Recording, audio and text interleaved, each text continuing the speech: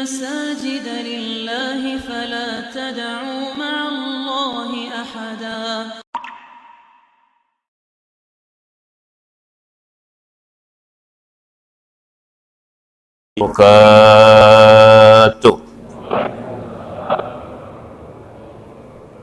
Al-Fatihah ila hadratin Nabi Muhammadinil Mustafa Rasulillah sallallahu alaihi wa alihi wasallam, summa ila arwahi ashabi Rasulillahi ajma'in, summa ila arwahi awliya'i wassalihin, summa ila arwahi arba'atil mujtahidin wal ulama'il amilin, summa ila ruhi khususan al-waqif haza masjid al-muhajirin wa khususan al-muallif hadzal kitab Mukhtarul Ahadisin Nabawiyah, summa ila arwahi masyayikhina fid din, summa ila arwahi walidina wa walidikum wa amwatina wa amwatikum, anna Allah yataghashshahum birrahmati wal maghfirah, wa ila hadratin nabi lahum al-Fatihah.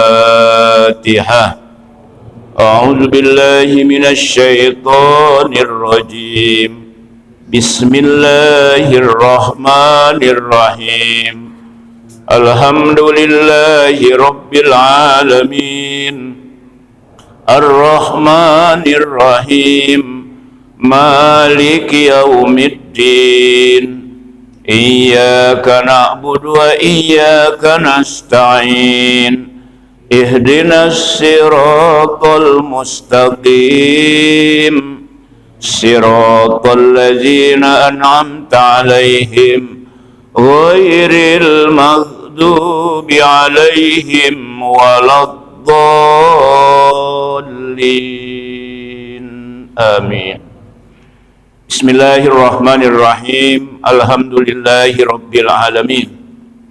Wassalatu wassalamu ala sayyidina Muhammadin asyrafil anbiya'i wal mursalin wa ala alihi wa sahbihi ajma'in.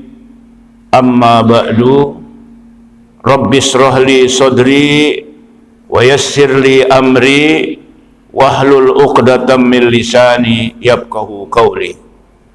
Fa inna asdaqal hadisi kitabullahi ta'ala wa khairal hadi hadiyu sayyidina Muhammadin sallallahu alaihi wasallam wa syarrul umuri muhdasatuha fa inna kulla muhdasatin bid'ah wa kulla bid'atin dolalah wa kulla dolalatin finnar.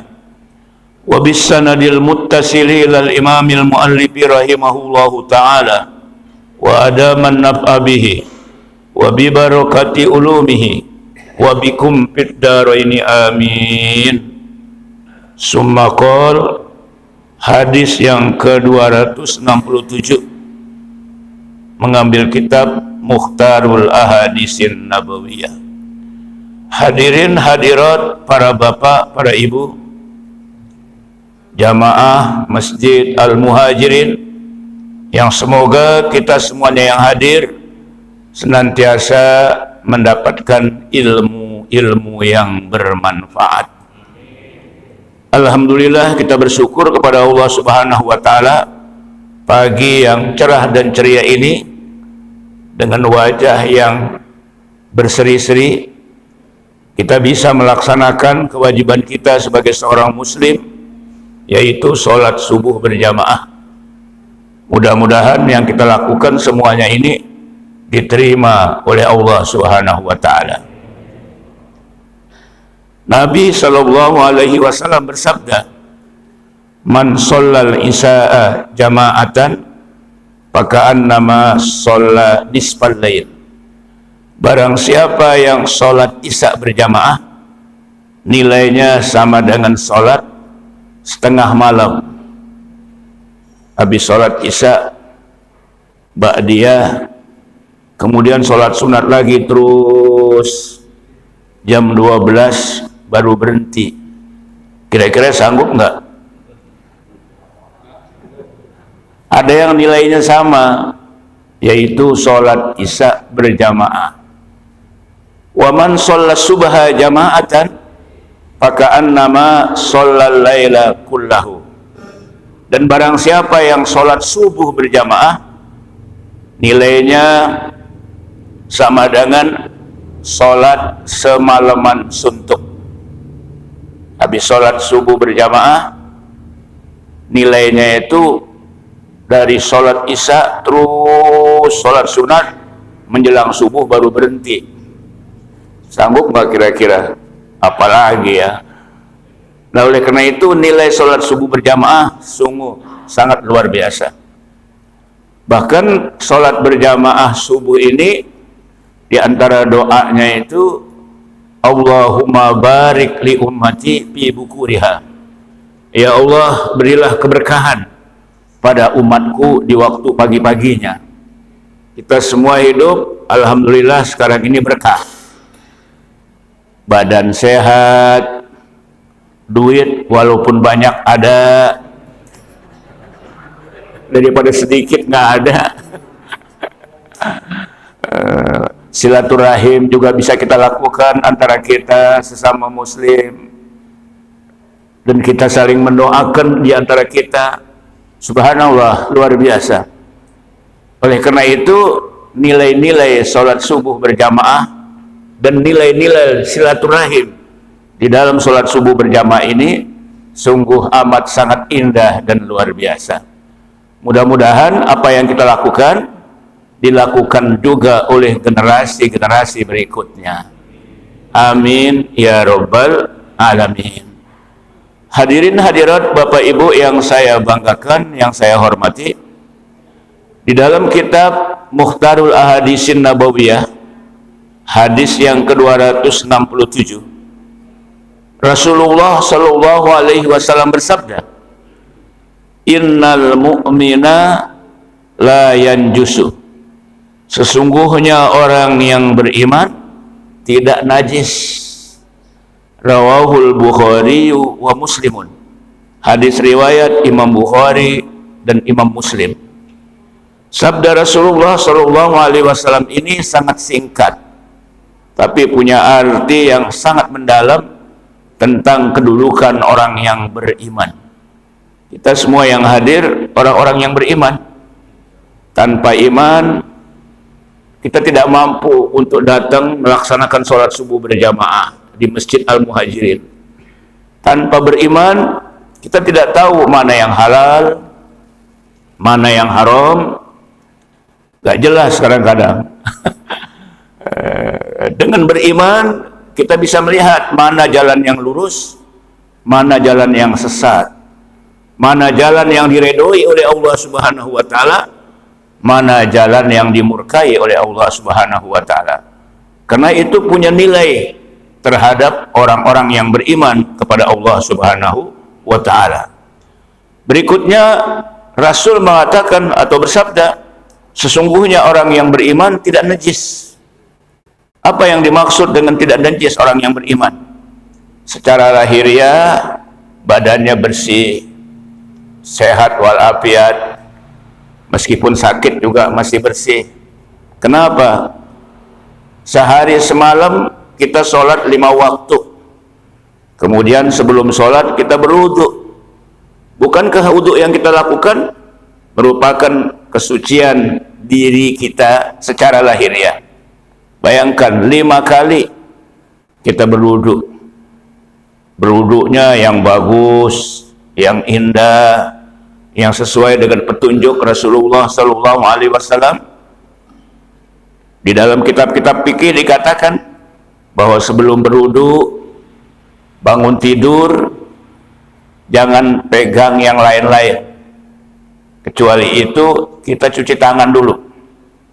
Cuci tangan yang bersih, kemudian kita kukumur, lalu masukkan air ke dalam hidung, keluarkan lagi, masukkan lagi, keluarkan lagi, masukkan lagi, keluarkan lagi. Jadi setan-setan yang nyangkut di hidung kita semuanya lompat keluar. Kemudian tangan kita yang bersih, karena tidur malam, ya tidur malam itu setelah kita bangun, Nabi suruh mencuci tangan dulu sebelum megang-megang yang lain. Kenapa? Karena tangan kita waktu tidur kita nggak tahu kemana ngayapnya itu. Iya, kenapa kemana ngayap kita nggak tahu dalam keadaan tidur. Itu bersih sekali, suci sekali Islam. Belum lagi kita masukkan air ke hidung, keluarkan lagi. Dan itu bukan hanya mau wudhu aja, terutama bangun tidur. Apalagi nanti kita berwudhu. Berwudhu dengan sunnah Rasul Sallallahu Alaihi Wasallam.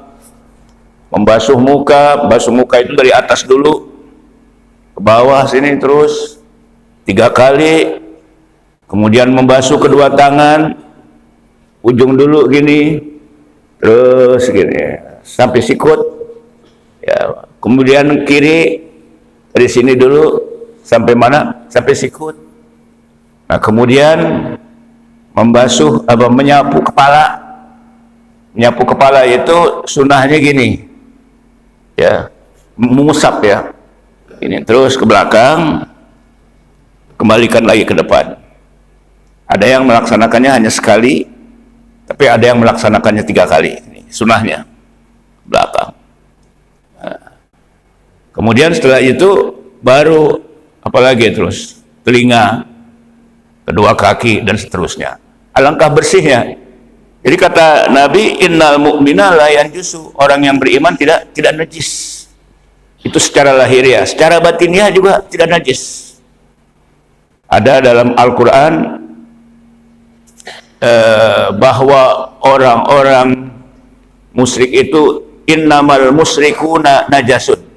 Sesungguhnya orang-orang yang musyrik itu najis. Itu Quran. Nah, kemudian najisnya itu apanya tuh orang yang musyrik? Akidahnya. Tapi manusianya itu pada hakikatnya bersih, suci. Karena kullu bani Adam, setiap manusia itu adalah suci ya. Badannya itu suci meskipun dia kafir, meskipun dia musyrik. Nah orang musyrik itu yang najis akidahnya. Ada memang paham bahwa orang yang di luar kelompoknya dianggap najis. Makanya kita kalau masuk ke kelompoknya, kebetulan kita sholat di masjidnya, kita pulang dicuci itu bekas kita, karena bekas kita itu dianggap najis karena kita bukan kelompok dia. Ini ada kelompok yang begitu di Indonesia ini, saya nggak sebutkan namanya dah.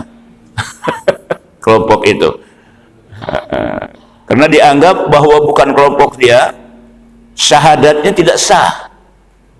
Karena syahadat itu harusnya diucapkan di depan amir, di depan pemimpin. Nah, kita nih umat Islam ini pada umumnya selain dari kelompok dia dianggap najis. Itu ada kelompok yang berpaham begitu, eksklusif sekali. Nah oleh karena itu hadis ini menarik. Sesungguhnya orang yang beriman itu tidak najis. Sehari semalam 5 kali kita wudhu. Kemudian belum lagi mandi. Mandi itu ada yang niatnya ibadah, ada mandi adat, ada mandi ngadat. Kalau mandi ibadah, habis kita mimpi basah. Ini kita semua aki-aki, ibu, nenek-nenek sering nggak mimpi basah? Ya udah nenek-nenek, aki-aki masih mimpi basah aja. Ya belum ya, kagak ya. Tapi tugas kita sebagai seorang suami dilaksanakan nggak? Seminggu berapa kali? Setelah itu mandi. Mandinya mandi hadas besar. Subhanallah, kita mandi hadas besar, itu nilainya luar biasa. Makanya secara lahiriah suci. Akidah kita juga suci. Kenapa? La ilaha illallah Muhammadur Rasulullah. Tidak ada Tuhan yang disembah dengan sebenar-benarnya kecuali Allah. Dan Nabi Muhammad itu adalah utusan Allah. Ini akidah yang luar biasa. Dan kita akidahnya akidah ahli sunnah wal jamaah, akidah yang bermazhab Syafi'i pada umumnya. Yang bermazhab lain silahkan, nggak ada masalah. Nah, inilah yang dimaksud hadis innal mu'mina la yanjusu, sesungguhnya orang yang beriman tidak najis. Rawahul Bukhari wa Muslimun, hadis riwayat Imam Bukhari dan hadis riwayat Imam Muslim. Paham kira-kira hadis yang ke-267? Paham ya, alhamdulillah.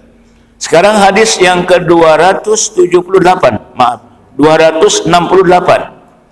Qala Rasulullah sallallahu alaihi wasallam, telah bersabda oleh Rasulullah sallallahu alaihi wasallam, innallaha ta'ala, sesungguhnya Allah subhanahu wa ta'ala, lamma khalaqal khalqa, saat menciptakan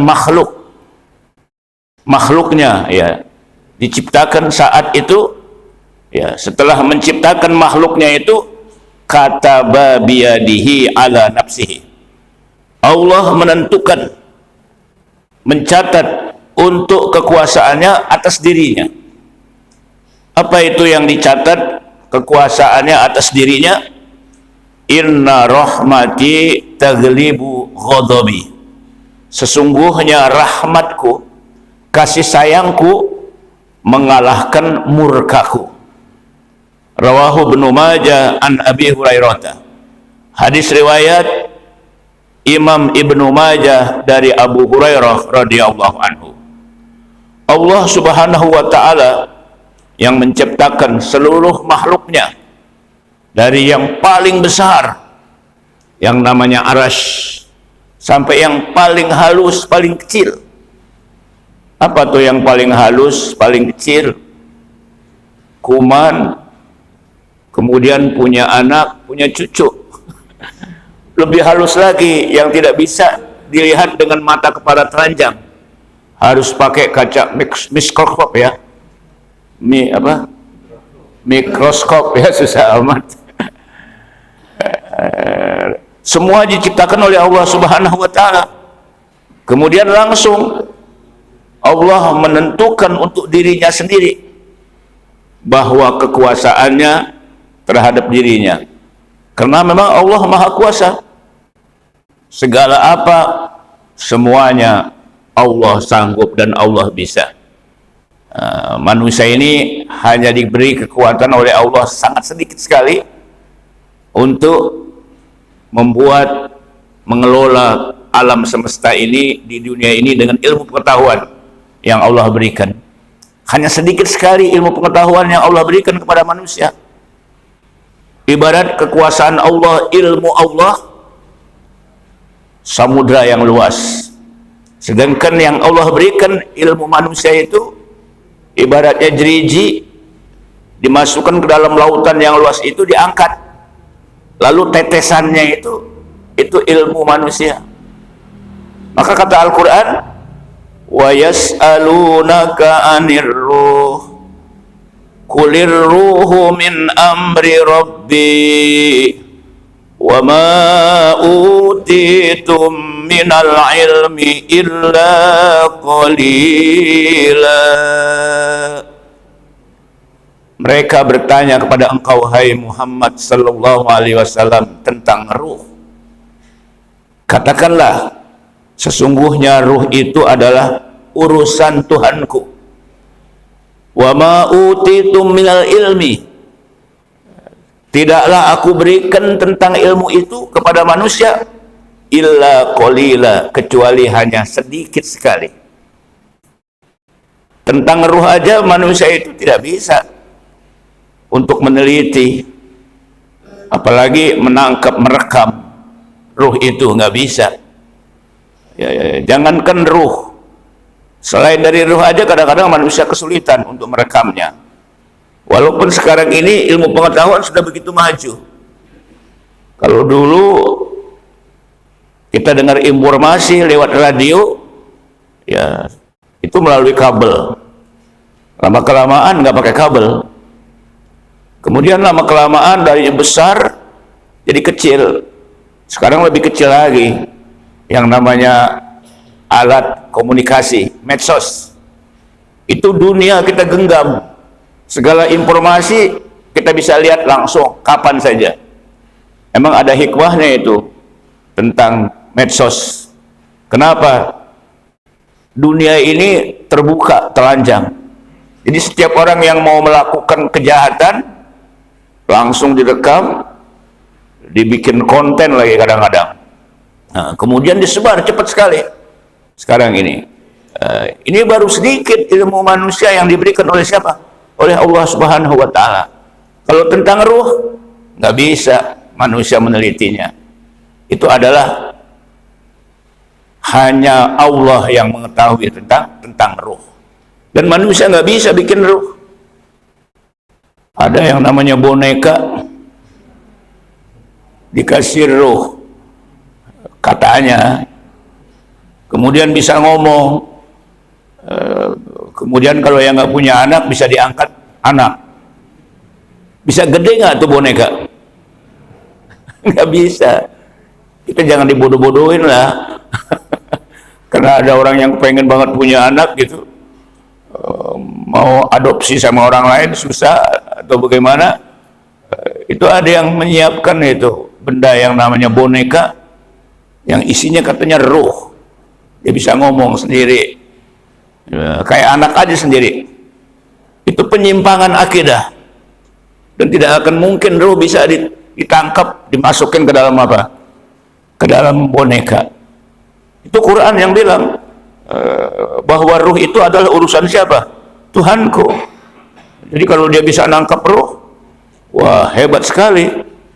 Dia bisa bikin manusia-manusiaan. Karena Amerika, negara-negara maju itu sudah bisa bikin manusia dengan apa namanya, seperti manusia semuanya, kulitnya, dagingnya, darahnya, isi perutnya, kepalanya, matanya, semuanya. Tinggal yang nggak bisa menghidupkannya. Paling kalau menghidupkan pakai baterai, pakai strom, dan itu robot namanya. Kalau suara kan bisa ditangkap, ya suara bisa ditangkap. Tapi kalau ruh bisa nggak ditangkap? Nggak bisa. Kalau bisa hidup itu.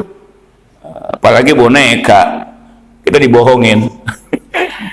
Jadi yas'alunaka 'anir ruh, mereka bertanya tentang ruh. Kul, katakan olehmu bahwa ruh itu adalah urusan Tuhanku. Aku tidak berikan ilmu kepada manusia kecuali hanya apa? Sedikit sekali. Nah, kemudian kekuasaan Allah segala-gala kekuasaan. Tapi di sana ada kasih sayang Allah, ada murka Allah. Apalagi kehidupan sekarang, banyak yang dilakukan oleh manusia, perbuatan-perbuatan yang murka, melampaui batas, mengundang kepada kemurkaan. Nah, kalau mengundang kepada kemurkaan, bisa saja satu saat Allah akan turunkan azab. Ya, kita nggak tahu itu.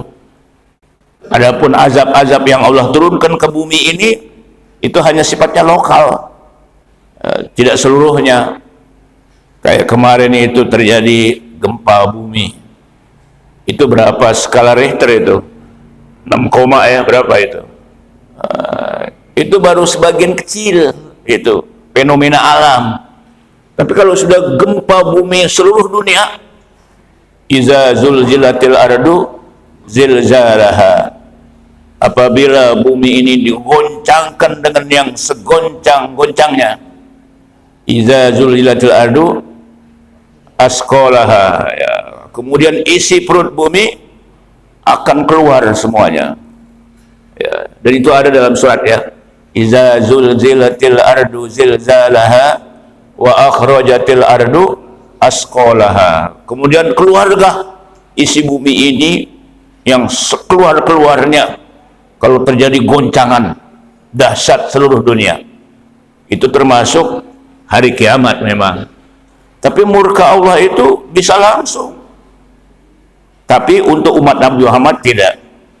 Umat-umat dulu memang apabila diazab oleh Allah, azab itu langsung. Ada yang diazab jadi ketek. Opo iki ketek? Itu orang-orang Bani Israel. Ya, kunu kirodatan khosiin. Jadilah kamu monyet yang jelek. Udah monyet jelek lagi. Monyet aja jelek.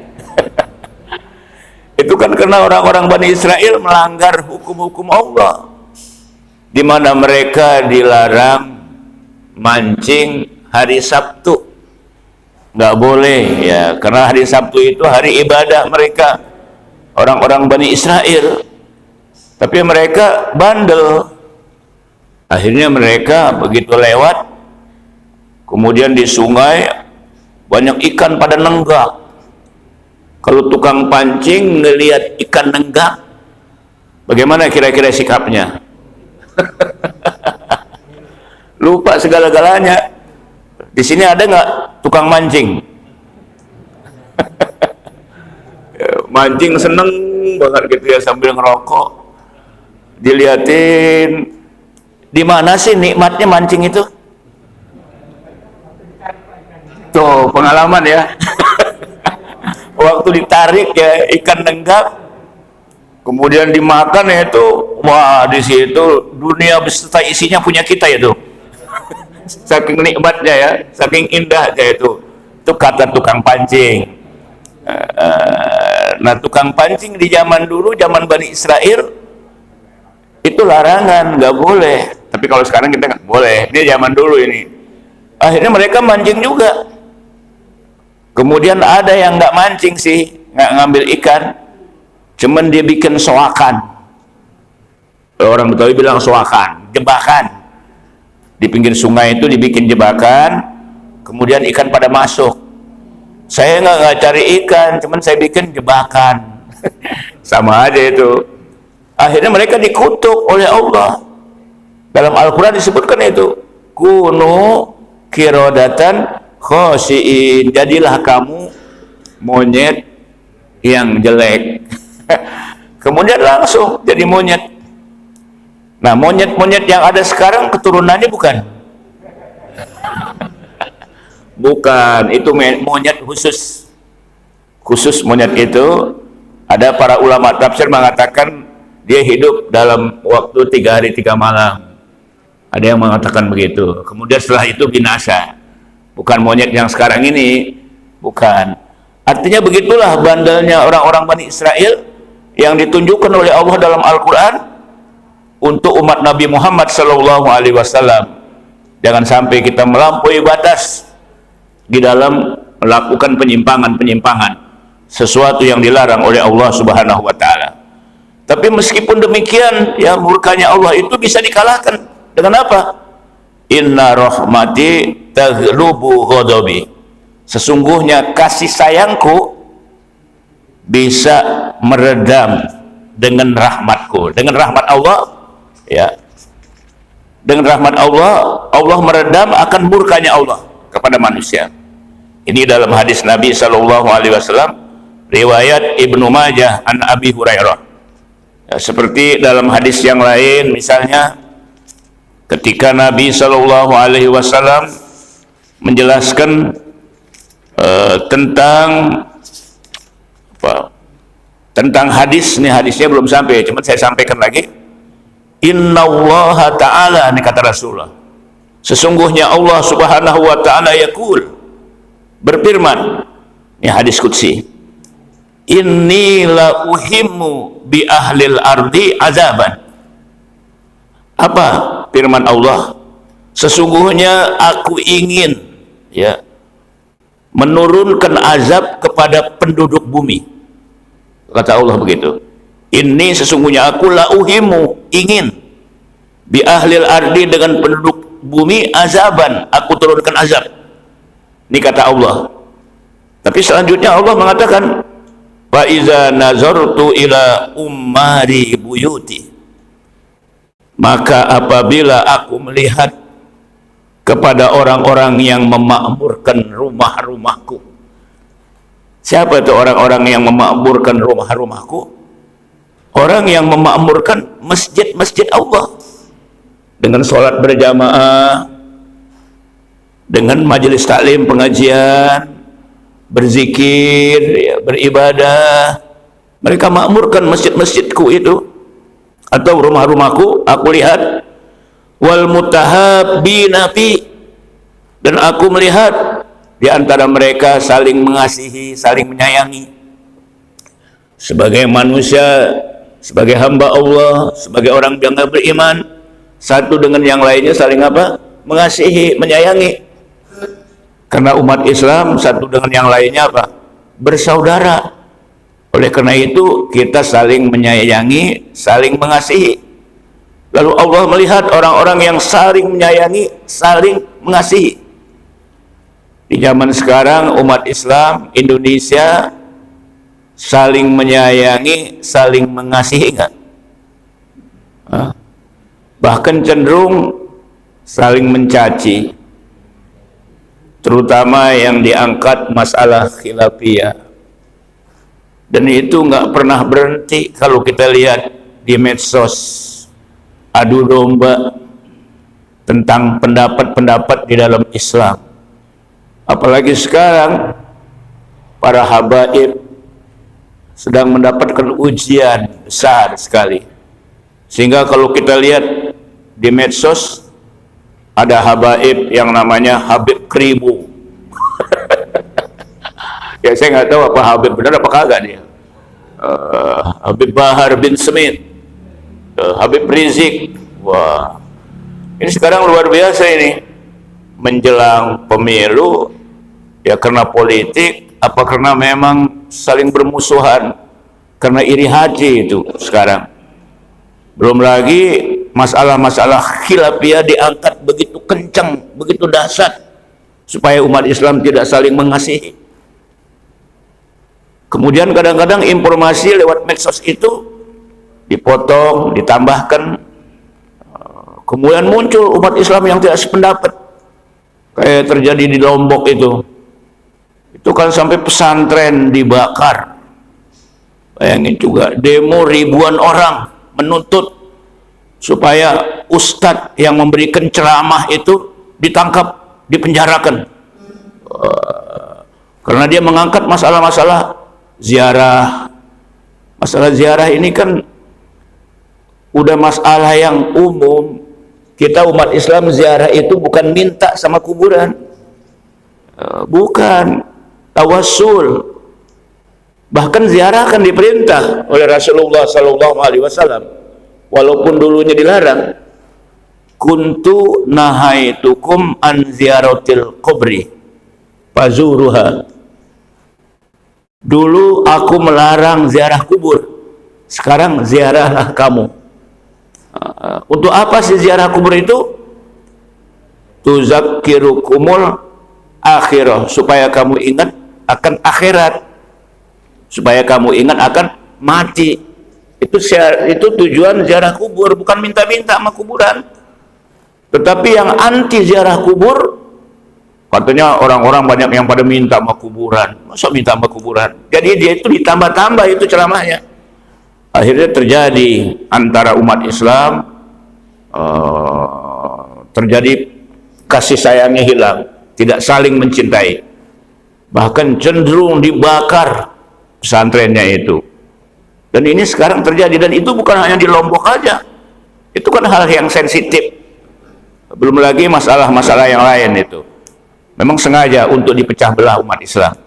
Nah, oleh karena itu kata Nabi, bahwa Allah ketika memandang orang-orang yang memakmurkan rumahku dan orang-orang yang saling mencintai di antara mereka karenaku, wal mustaghfirina bil ashar, lalu aku melihat ada orang-orang yang beristighfar, mohon ampun, beribadah di waktu sahur. Artinya dia bangun malam, salat tahajud. Wa minal laili fatahajjad bihi nafilatan lak asa ayyab'asaka rabbuka maqamam mahmuda. Dan dari sebagian malam, ya, maka bertahajudlah kamu, ya. Wa minal laili fatahajjad bihi nafilatan lak, merupakan sunat tambahan buat kamu. Mudah-mudahan Allah mengangkat kamu ke tempat yang terpuji. Jam 1, jam 2 kita bangun malam. Yang hadir semua suka nggak pada bangun malam? Ngapain? Ada yang cuma buang pipis doang kan. Tapi kalau yang lain nih semuanya nih di depan saya nih bapak-bapak, saya yakin nih bangun malam sholat tahajud. Ya paling tidak sholat tahajud itu 1 rakaat. Itu paling males itu. Begitu bangun, wudu, kemudian sholat tahajud, witir 1 rakaat. Kalau kita belum witir itu boleh kita witir itu. Kalau kita udah witir nggak boleh lagi. La witron, tidak ada 2 witir fil lailah dalam 1 malam, nggak ada. Jadi kalau habis sholat isya, kemudian kita ba'diyah. Setelah ba'diyah sholat witir. Paling kurang sholat witir itu 1 rakaat. Kemudian adnal kamal yang sederhana tapi sempurna 3 rakaat. Yang sebanyak-banyaknya 11 rakaat. Jadi tiap malam ya, kita bangun paling tidak 1 rakaat tadi. Ini cuma istilah saya saja paling malas. Tapi itu udah bagus. Bangun malam dia sholat tahajud, beristighfar bil ashar. Kemudian kata Allah apa? Sorobtu azabi anhum. Aku palingkan azabku dari mereka. Tidak jadi diazab. Tidak jadi turunkan azab kepada penduduk bumi ini karena 3 yang mereka lakukan. Apa itu 3 yang mereka lakukan? Yang pertama, memakmurkan masjid. Yang kedua, satu dengan yang lainnya saling mencintai. Yang ketiga, mereka berzikir, beristighfar, beribadah pada waktu malam, pada waktu sahur. 3 macam itu, maka diangkat azab itu. Nggak jadi Allah azab. Sekarang masih banyak nggak orang yang bangun malam melaksanakan istighfar malamnya, kemudian dia saling mencintai, kemudian mereka saling memakmurkan masjidku? Banyak nggak sekarang? Masih banyak. Makanya Allah palingkan dari azabku. Allah tidak akan mengazab apabila 3 macam ada di kalangan penduduk bumi ini. Baik, rawahul Baihaqi an Anas, hadis riwayat Imam Baihaqi dari Anas. Dulu ketika corona masuk ya, ke Indonesia, kan luar biasa itu, hampir setiap hari orang yang meninggal banyak sekali. Bahkan antara masjid dan masjid saling bersahutan mengumumkan kematian seseorang. Inna lillahi wa inna ilaihi roji'un. Kita semua dengerin, oh si fulan. Kemudian baru selesai di sini, di musola sana, di masjid sana, banyak orang yang meninggal pada waktu itu, pada waktu baru-baru. Kemudian ada satu kelompok, mereka itu tidak boleh ke masjid. Kenapa? Harus jaga jarak, protokol kesehatan.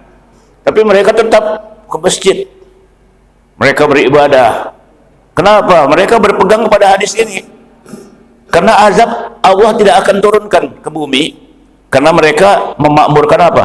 Masjid. Dilarang nggak ngerti, nggak mau, tetap dia di masjid. Saya yakin Allah akan jaga saya, karena ada hadisnya kata dia. Tiba-tiba setelah itu hampir 90% yang kena corona. Yang terpapar corona. Kok itu bertentangan dengan hadis? Enggak bertentangan. Mengapa enggak bertentangan? Karena kita disuruh berusaha untuk menghindar daripada penyakit. Bahkan Nabi SAW menyuruh orang-orang yang berada di satu daerah, di situ ada ta'un. Kalau dulu bahasanya dalam hadis ta'un, wabah penyakit, dia nggak boleh keluar dari situ. Kemudian yang dari luar nggak boleh masuk ke situ. Itu hadisnya sahih. Dari luar tuh nggak boleh masuk ke daerah yang ada penyakit menular.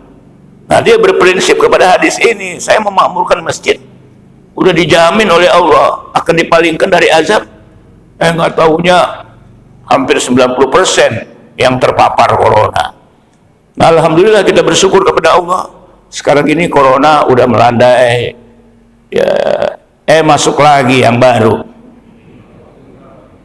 Omikron, ya enggak. Padahal corona ini udah pulang, udah mau pergi, ketemu Omikron. Kemudian Omikron tanya, mau pulang ya? Iya. Wah, saya baru mau masuk katanya. Ya Allah. Yang lucu lagi, ya, dan ini benar walaupun lucu juga, ini hadis bahwa Nabi Shallallahu Alaihi Wasallam menyuruh kita untuk meluruskan saf dan merapatkan saf.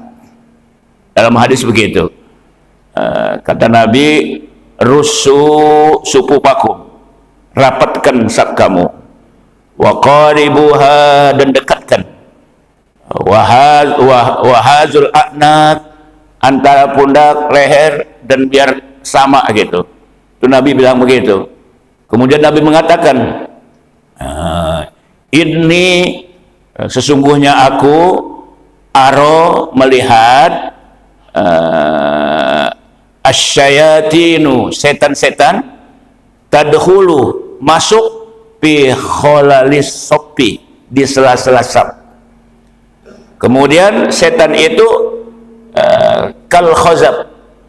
Khazab itu artinya kambing kecil, kulitnya hitam, dari Yaman. Kemudian masuk ke sela-sela apa?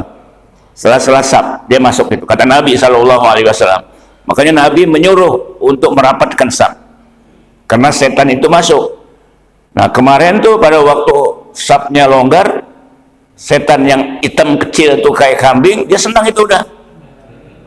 Nah, sekarang udah mulai rapat, kesel dia, makanya dia mau pulang. Ketemu Omikron. Mudah-mudahan Omikron itu nggak mau datang, amin. Itu ilustrasi saya, dicampur dengan hadis. Kalau hadisnya benar memang ada. Yang dikasih lihat setan itu hanya Rasulullah. Kal khozab, khozab itu seperti kambing kecil, warnanya hitam, dari Yaman. Bentuknya begitu, itu setan, kal khozab. Nah, itu Nabi yang lihat. Tapi kalau jamaah ngelihat, kita ngelihat pada kabur. Baik, kita lanjutkan lagi hadisnya yang berikutnya. Kemudian hadis yang berikutnya, ini kalau hadis yang ke-268, rawahu Ibnu Majah, hadis riwayat Imam Ibnu Majah, an Abi Hurairah, dari Abu Hurairah. Sekarang hadis yang ke-269. Ibu-ibu jangan tersinggung ya dengan hadis yang ke-29. Apa sih Ustadz maksudnya? Nah, dengerin nih. Qala Rasulullah sallallahu alaihi wasallam, telah bersabda oleh Rasulullah sallallahu alaihi wasallam, innal mar'ata, sesungguhnya perempuan, tuqbilu, menghadap, fi surati syaitan, dalam bentuk setan. Jangan tersinggung, Bu. Jadi kalau kita laki-laki itu ketemu dengan perempuan menghadap kepada kita, itu perempuan itu dalam bentuk setan. Jadi kita kabur. Kemudian waktu debiru di surati setan, dan membelakang juga dalam bentuk setan.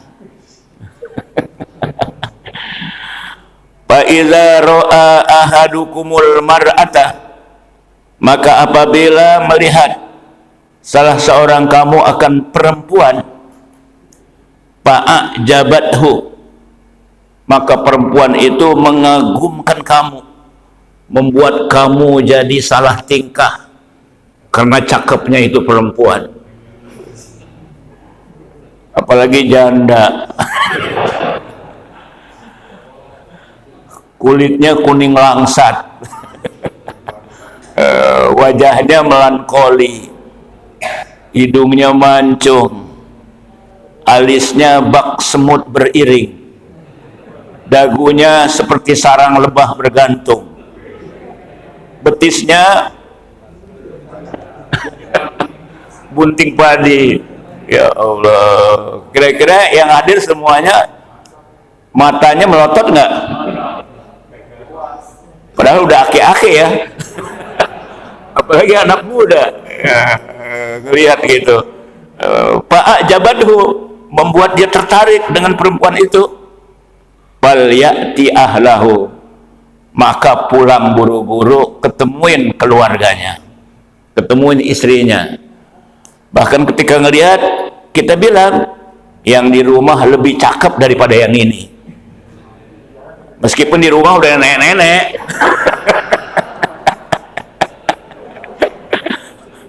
Ini Nabi ajarkan begitu supaya kita nggak terpengaruh, karena Nabi katakan perempuan itu menghadap dalam bentuk apa? Setan. Jadi bukan berarti perempuan setan, bukan.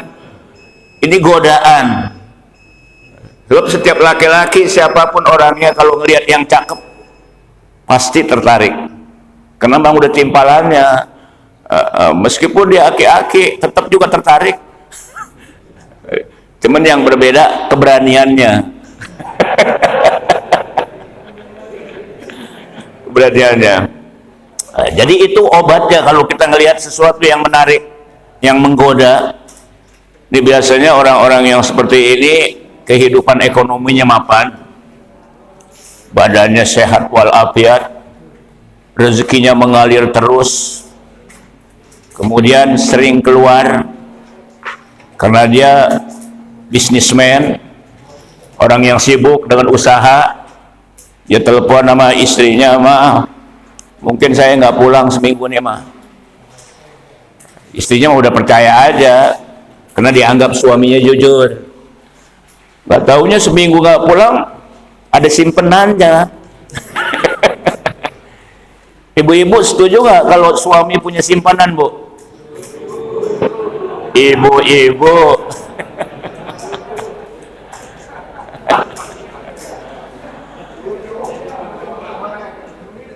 Kalau istri saya setuju kalau saya punya simpanan. Simpenannya apa? Di bank ya, punya simpanan. Berapa M itu ya, setuju. Tergantung simpenannya dalam tanda petik. Jadi laki-laki itu diajarkan oleh Nabi Shallallahu Alaihi Wasallam, apabila melihat seorang perempuan yang cantik, menawan, menarik, fal ya'ti ahlahu, maka mengatakan yang di rumah lebih bagus, halal lagi, kalau ini kan haram. Fa inna dzalika, maka sesungguhnya yang demikian itu, kata Rasul, yaruddu ma fi nafsih, itu bisa bergejolak dalam dirinya. Ya enggak, bergejolak dalam apa? Dirinya ketika melihat sesuatu yang cantik. Semua laki-laki begitu. Apalagi duit ada, ya enggak, bisnis sedang maju, kesempatan ada, nggak ada kesempatan aja dicari kesempatan. Godaannya itu. Makanya buru-buru ingat yang di rumah.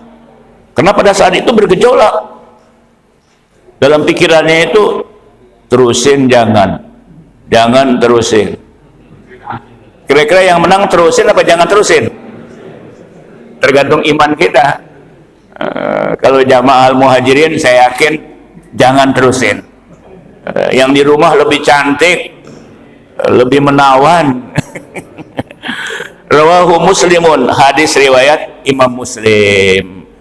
Itulah beberapa hadis yang kita kaji pada pagi ini, meskipun diiringi dengan guyon ya, tapi demi Allah saya tidak bermaksud untuk guyon dalam artian bercanda yang nggak bagus, supaya nggak ngantuk, ya, supaya semangat gitu. Kan kalau ada guyonnya sedikit semangat, tapi guyonnya tidak guyon dibikin-bikin, dan itu kenyataan kan, bahwa setiap laki-laki kalau melihat yang cantik masih tertarik, ya kan? Aku aja dengan jujur, termasuk ustadz, kiai, tertarik. Itu benar itu. Dan Nabi katakan begitu. Jadi maksud saya itu, apa yang saya ungkapkan itu, supaya kita paham semuanya. Ini hadis-hadis yang saya sampaikan, semuanya udah pada paham. Bisa ngamalin. Hadis yang 269 bisa ngamalin. Iya, saya. Baik, saya kira cukup. Mudah-mudahan bermanfaat apa yang saya sampaikan. Amin ya robbal alamin. Sebelum kita akhiri, mungkin ada yang mau tanya, silakan. Sekarang ini kan agak siang lagi nih subuhnya. Ada yang mau nanya sekitar yang saya jelaskan tadi? 269 nggak ada yang nanya ya? Kalau 268 tentang rahmatku mengalahkan murkaku, ya memang Allah itu melihat hamba-hambanya yang beribadah, yang saling mencintai apa segala macam, itu juga termasuk rahmat yang Allah berikan, sehingga Allah tidak akan lagi murka. Meskipun dosanya hamba sebesar-besar apapun dosanya, Allah ampuni. Kalau dia beristighfar, kalau dia mohon ampun, Allah ampuni, artinya rahmat Allah, kasih sayang Allah melebihi daripada dosa yang dilakukan oleh hambanya. Jadi Allah itu maha pengasih lagi maha penyayang. Bukankah setiap saat kita baca itu Bismillahirrahmanirrahim, dengan nama Allah yang maha pengasih, yang maha penyayang. Jadi Allah maha pengasih, maha penyayang. Nikmat yang Allah berikan kepada kita begitu banyak, la tuhsuha, tidak akan mungkin kita bisa menghitungnya. Saya kira cukup. Kalau nggak ada yang nanya, berarti udah pada paham semuanya. Mudah-mudahan kita selalu mendapat rahmat dan kasih sayang dari Allah Subhanahu wa Ta'ala. Mohon maaf bila ada kesalahan, kehilafan yang saya sampaikan, karena saya sebagai manusia pasti punya kesalahan.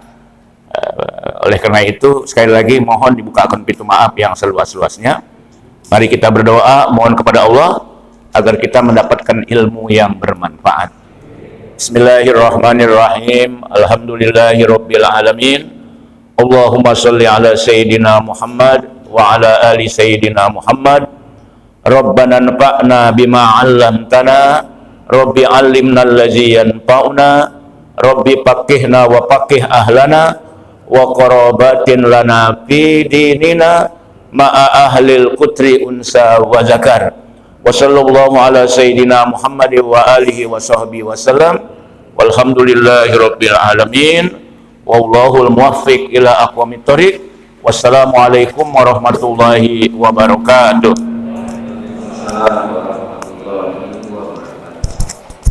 Terima kasih Bapak Kiai yang